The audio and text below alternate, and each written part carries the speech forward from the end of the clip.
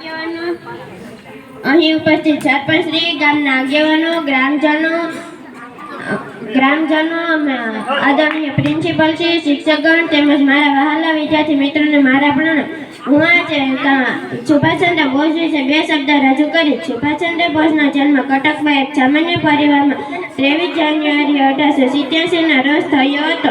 તેમના પિતાનું નામ જાનકીનાથ બોઝ અને માતાનું નામ પ્રભાદેવી હતું. તેમના પિતા શિસ્તના આગ્રહી હતા. તેમની માતા પાસેથી માનવ સેવાના પાઠ શીખવા મળ્યા હતા. સુભાષચંદ્ર પર સ્વામી વિવેકાનંદની ઊંડી અસર હતી. તેઓ માનવ સેવાને પ્રભુ સેવા માનતા. તેઓ કહેતા માનવ સેવાને પ્રભુ સેવા માનતા. સુભાષચંદ્રને અંગ્રેજોની કેટલીક બાબતો ગમતી.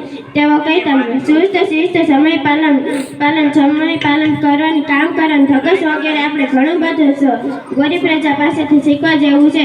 સુભાષબાબુએ ઇંગ્લેન્ડ જઈ સારા નંબરે ICSની પરીક્ષા પાસ કરી હતી. તેઓ ઉચ્ચ હોદ્દાની નોકરી મેળવીને ઘણી સારી કમાણી કરી શકે તેમ હતા. આમ છતાં તે દેશની આઝાદી માટેની લડતમાં જોડાયા. તે એક આદર્શ દેશભક્ત હતા. સુભાષબાબુએ માતૃભૂમિની આઝાદી માટે શસ્ત્રોના ઉપયોગ દ્વારા ક્રાંતિનો માર્ગ પસંદ કર્યો. અંગ્રેજ સરકારે તેમને જેલમાં પૂર્યા. ત્યાં તેમને ક્ષય રોગ લાગુ પડ્યો.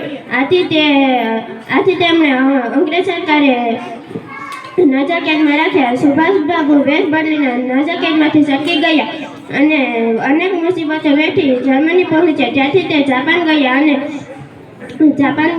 ત્યાં તેમણે આઝાદ હિંદ ફૌજની રચના કરી અને સલો દિલ્હીનું એલાન આપ્યું. તેમણે તેમની ફૌજને પાછા ફરવાનો આદેશ આપ્યો. તે યુદ્ધના કામે વિમાન માર્ગે મંચુરિયા જવા નીકળ્યા હતા. તે વખતે વિમાનની અકસ્માતમાં તેમનું અવસાન થયું. આજે પણ દેશવાસીઓ આદર સાથે આ વીર પુરુષને યાદ કરે છે. તેમનું સૂત્ર સલો દિલ્હી આપણને સદાય યાદ રહેશે. જય હિન્દ, જય ભારત.